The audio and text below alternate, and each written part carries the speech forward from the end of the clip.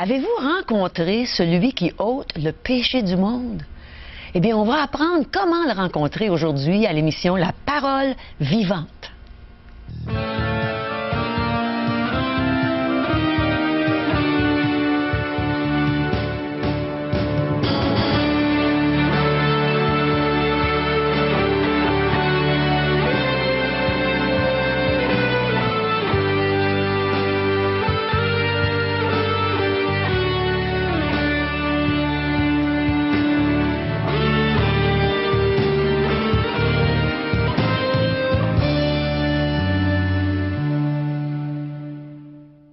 Bonjour, chers téléspectateurs. Je veux vous remercier du privilège que vous nous donnez d'entrer chez vous aujourd'hui pour partager la parole vivante. Alors aujourd'hui, on est fidèles, on aime ça vous présenter un bon témoignage et je pense que vous allez aimer le témoignage que vous allez entendre aujourd'hui. On a un bon vidéoclip aussi avec un chant qui va toucher vos cœurs et bien sûr, le pasteur Régent Joly est avec nous pour partager la parole de Dieu avec nous. Mais n'oubliez pas qu'on aime entendre vos questions, vos remarques au sujet de nos émissions. Alors n'hésitez pas de nous contacter à 1-877-l'Espoir, 1-877-537-7647 ou allez sur notre site web espoir.ca. Mes amis, je pense qu'il manquerait quelque chose à nos émissions si on n'avait pas notre ami, le pasteur Régent Joly avec nous. Alors, bonjour Régent. Bonjour Caro. Je suis heureuse d'être avec toi encore aujourd'hui pour partager. C'est toujours un plaisir pour moi d'être à tes côtés et de pouvoir répondre aux questions de nos téléspectateurs. Tu as entendu la question que j'ai posée tantôt? C'est une bonne question en rapport avec la personne de Jésus, celui qui ôte le péché. Je pense qu'on va savoir comment le rencontrer aujourd'hui. Comment le rencontrer, puis comment expérimenter le pourquoi il est venu sur cette terre ôter le péché. Ôter le péché. Le péché, c'est singulier, hein? On va dire, oui, il y a les péchés au pluriel, mais le péché parce qu'il vient subir les conséquences du péché. Oh là là. Les Saintes Écritures nous disent que le salaire du péché, c'est la mort. Et voilà pourquoi Jésus est identifié à un agneau, parce qu'il va subir le sort de nos péchés, ce que nous méritons tous, la mort. Alors quand Jean le Baptiste voit arriver Jésus, il dit, voici l'agneau de Dieu qui ôte le péché du monde. Et deux de ses disciples, deux disciples de Jean, vont aller vers Jésus, le suivre et pouvoir avoir un temps avec lui, intime et très personnel avec ce Jésus, et de se faire expliquer davantage le pourquoi de la venue de Jésus, dans le but unique d'ôter le péché. On va savoir comment il ôte le péché du monde. Comment qu'il ôte le péché, pourquoi est-ce qu'il porte ce titre-là également. Vous savez, lorsqu'on attend une personne d'une grande marque, on va préparer sa venue ici-bas, s'il vient ici au Québec, on va son itinéraire, il va passer par ici, par là, puis on va prévoir également, prévenir les médias, puis la foule va être avisée qu'il y a quelqu'un de grand qui vient les voir, que ce soit un ministre ou la reine d'Angleterre.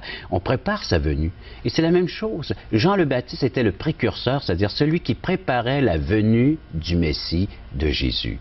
Dans Isaïe 40, il nous est dit, voici celui qui a plané les sentiers. Mais comment est-ce que ça s'applique à nous aujourd'hui? Aujourd'hui, c'est une application personnelle et intime. Ce que Jésus a fait, là, plus de 2000 ans maintenant, est encore applicable aujourd'hui parce que pour Dieu, lorsqu'il s'est présenté à la personne de Jésus, avait une vision non seulement sur le monde de son temps, mais également pour le monde entier.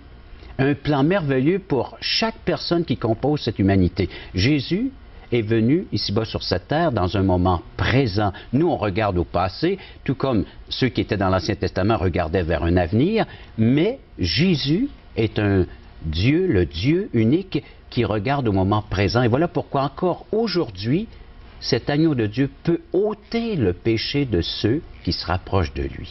Alors, c'est ce qu'on va apprendre aujourd'hui. On va apprendre comment s'approcher de ce Jésus et bénéficier de son œuvre pour notre vie. J'ai bien hâte d'entendre ce que Régent va partager avec nous aujourd'hui. Pas vous?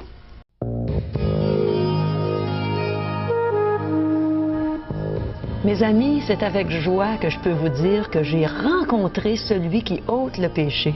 Puis je me lasse pas d'en entendre parler. Et c'est avec joie aujourd'hui que, justement, on va en entendre parler avec notre ami Régent. Alors, qu'est-ce que tu vas nous partager là-dessus? Tu l'as expérimenté dans ta vie. Ah, tu peux être sûr. Et moi aussi.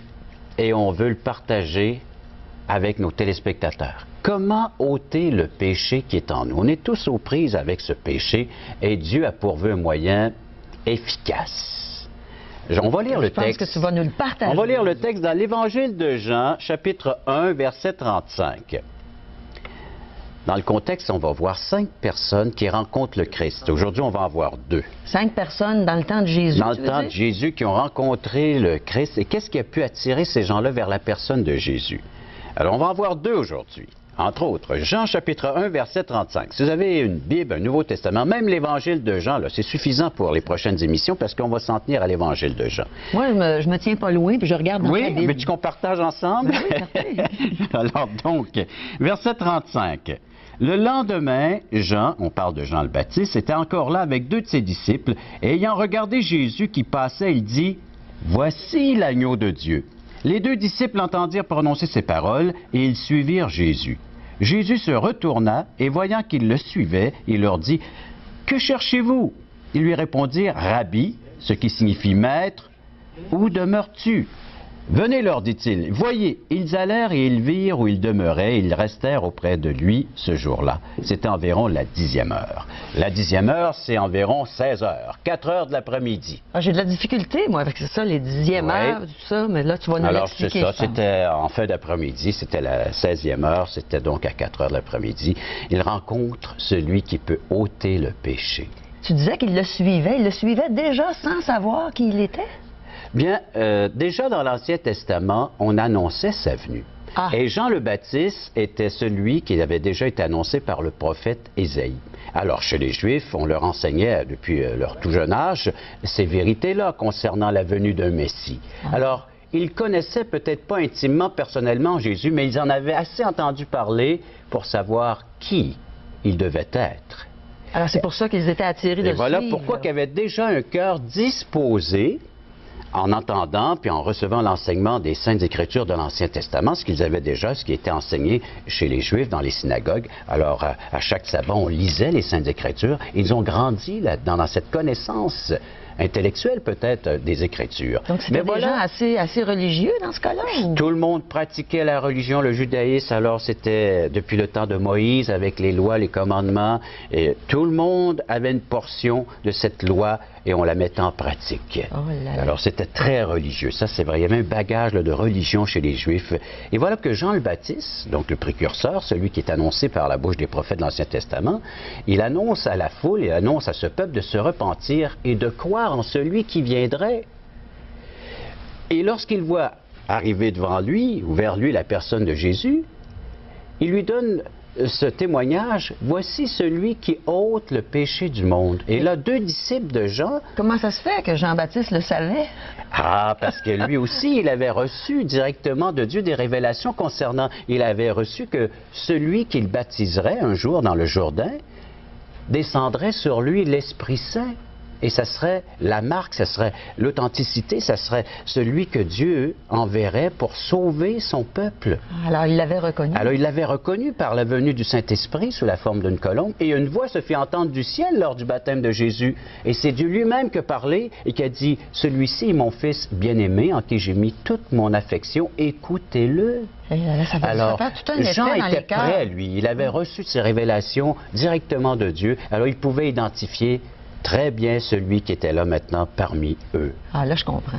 Et puis, alors, en entendant cela, cette vérité-là, 2 disciples quittent Jean le Baptiste pour se mettre à suivre Jésus. Qu'est-ce qui a bien pu attirer ces 2 disciples? Juste le fait d'entendre, voici l'agneau de Dieu qui ôte le péché du monde. Parce que ça veut dire que Dieu avait préparé leur cœur pour ça? Oui. Certainement à travers, comme je te dis, l'enseignement qu'ils avaient reçu, mais aussi par l'Esprit de Dieu qui agit. Et encore, ce même Esprit agit dans ce monde où nous sommes, ce monde contemporain, dans nos semblables. Alors, ceux qui nous entourent, l'Esprit est à l'œuvre aujourd'hui. Il est en train de les convaincre par l'enseignement que nous leur apportons, ce partage que nous faisons. Ça n'a pas changé, c'est les mêmes méthodes. Dieu est le même, hier, aujourd'hui, il sera éternellement. Il travaille par son Esprit, il convainc, il attire des âmes vers lui. Et aujourd'hui, des gens qui entendent cette phrase-là, un besoin est suscité dans leur cœur de pouvoir rencontrer Jésus intimement, personnellement, de le suivre et d'aller vivre avec lui parce qu'ils l'ont côtoyé, ils sont allés vivre, ils sont allés dans sa demeure et Jésus leur a partagé davantage concernant certainement cette belle vérité, le but pour lequel il était venu enlever le péché. Juste vous lire le verset 29. Alors, c'est juste précédant nos versets, toujours dans Jean 1, 29. Alors, le lendemain, il vit Jésus venant à lui, il lui dit, toujours en ce concernant Jean-Baptiste, « Voici l'agneau de Dieu qui ôte le péché du monde. » C'est la deuxième fois là, que Jean le Baptiste, en voyant Jésus, le nommait comme étant, le désignait comme étant celui qui a le pouvoir d'ôter le péché. D'où vient cette histoire-là? Est-ce que ça veut dire que Jean-Baptiste savait qu'il devait l'annoncer aux gens? Exact. Qu'il devait faire comme place à Jésus? Il connaissait son plan, il connaissait son ministère, il connaissait le but, le pourquoi que lui, il était là, son existence. Il avait une mission à accomplir face à Dieu et face au Messie.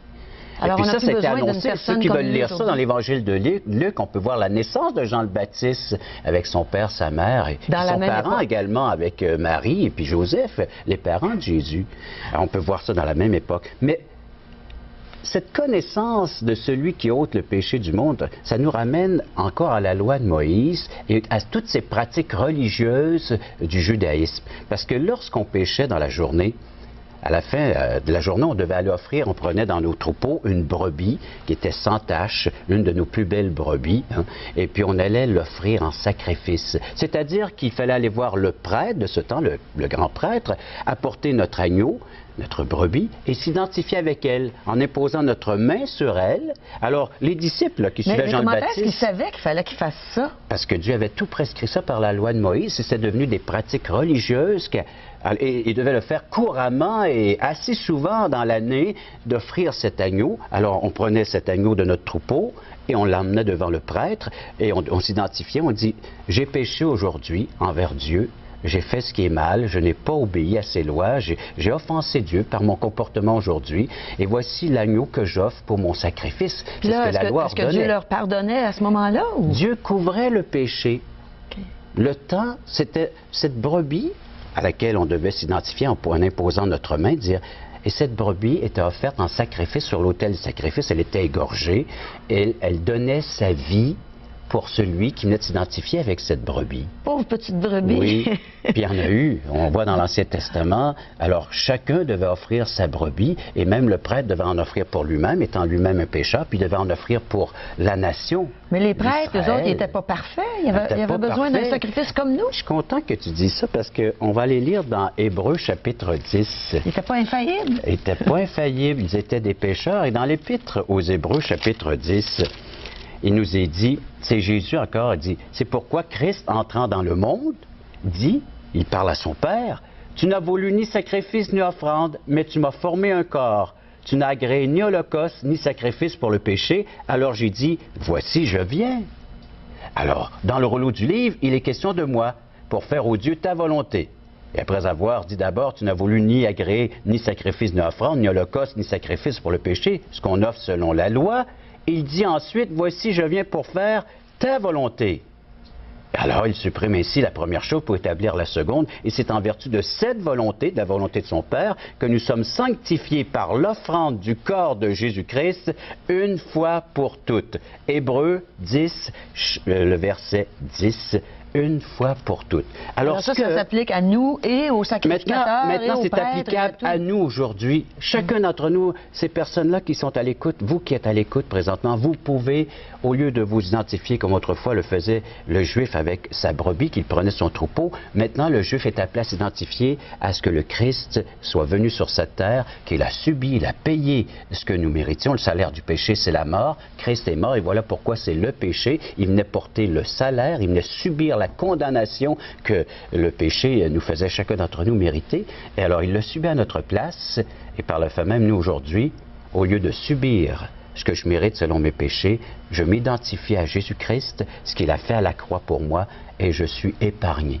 Je n'ai plus à subir la séparation, c'est ça les conséquences du péché, d'être séparé de Dieu. Maintenant, je peux vivre parce que ce sacrifice est acceptable par Dieu lui-même. Une fois pour toutes, il peut nous rendre justes, nous déclarer justes devant Dieu. Mais comment est-ce que je peux être sûr de ça, moi, que Dieu me pardonne comme ça entièrement? On va lire le reste de Hébreux chapitre 10, verset 11. Tandis que tout sacrificateur fait chaque jour le service et offre souvent les mêmes sacrifices qui ne peuvent jamais ôter les péchés, ne faisait que les couvrir, lui, toujours en rapport avec Jésus, après avoir offert un seul sacrifice pour les péchés, s'est assis pour toujours à la droite de Dieu. Pourquoi est-ce qu'il est assis? Parce que son œuvre est accomplie. Alors il attend désormais ses ennemis soient devenus son marchepied, car par une seule offrande, il a amené à la perfection pour toujours ceux qui sont sanctifiés. C'est en croyant à ce que la Bible dit, à ce que les Saintes Écritures déclarent, en croyant à ce que Jésus est, il est le sacrifice par excellence, le seul unique sacrifice qui peut ôter. Alors je n'ai plus à offrir de sacrifice pour mon péché parce que c'est fait une seule fois. Mais est-ce qu'on ne peut pas ajouter, disons, comme des bonnes œuvres, des choses comme ça? Pas pour expier nos péchés, pas pour effacer nos péchés. C'est uniquement le sacrifice de Jésus. Il a payé sur la croix, il a dit « tout est accompli ». C'est-à-dire tout est fait. Le salaire du péché, c'est la mort, mais le don gratuit de Dieu, c'est la vie éternelle en Jésus-Christ notre Seigneur. C'est Romains 6, 23 que je viens de vous citer comme ça par cœur. Merci beaucoup, Régent. Alors, mettez votre confiance. Est-ce que Jésus est celui qui a ôté ton péché? Sinon, il peut le faire maintenant, aujourd'hui, si tu le lui permets de le faire. Il a ôté le péché du monde, il a ôté mon péché, il a ôté ton péché, oui, Régent.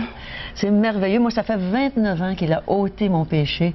Et c'est bien parce que on va écouter un chant de France André qui dit « Il a fait tout ça pour moi et pour toi ». N'est-ce pas merveilleux d'entendre ça? Alors, ça va nous permettre de méditer sur le beau message que Régent vient de nous présenter. Voici France André.